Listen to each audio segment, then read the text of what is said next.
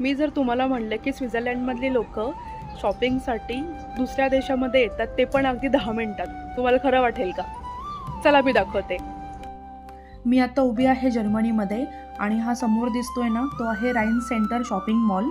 आणि आता मी तुम्हाला एक ॲरो दाखवला आहे, तिथून मी आता आली आहे. तिकडे आहे स्वित्झर्लंड आणि तुम्हाला 3 देशांचे इथे फ्लॅग पण दिसत आहेत. आणि हा जो शॉपिंग मॉल आहे ना, हा ॲक्च्युली जर्मनीमध्ये येतो, पण हा शॉपिंग मॉल जर्मनी, स्वित्झर्लंड आणि फ्रान्स ह्या 3 देशांच्या बॉर्डरवरती आहे.